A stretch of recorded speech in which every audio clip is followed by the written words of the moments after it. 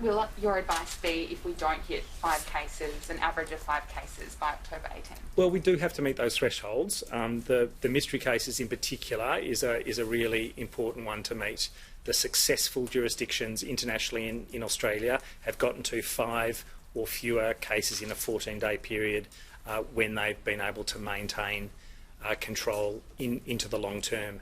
Places that haven't met that threshold have not been able to do that. So that's an important one. With respect to the 5 average per day, we've always said we need to look at what those cases are. If those outbreak numbers are part of that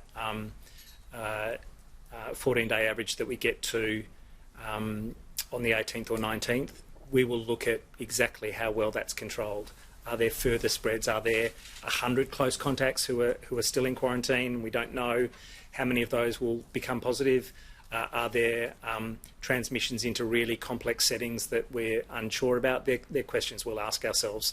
So it's absolutely a target, but it does have some consideration of exactly what those cases are and how they're managed. Would you completely rule out moving to the next stage if we've got more than 5 mystery cases? No, I wouldn't rule it out. Yeah, we can have more than 5 mystery cases.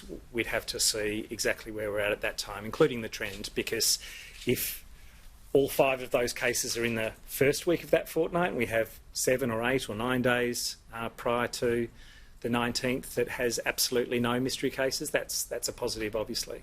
What's your gut feeling? Is your gut feeling that we're going to get there? Oh, my gut feeling is it'll be a line ball.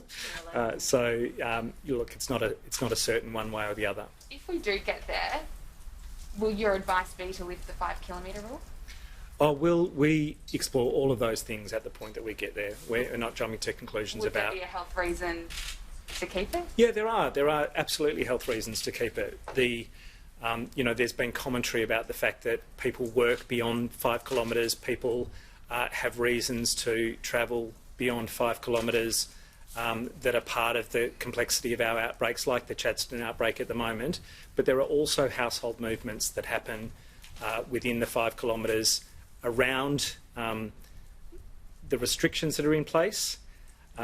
We know that having that 5 kilometre in public health directions is a really strong message about where you can move to, and we need to have that as a consideration going forward. But of course it's open to change, it's open to being dropped, it's open to being extended, but we have to come to that when we're closer to the date. Do you think it's fair that it should be dropped in 2 weeks? I don't know where we'll be in 2 weeks, so I can't say.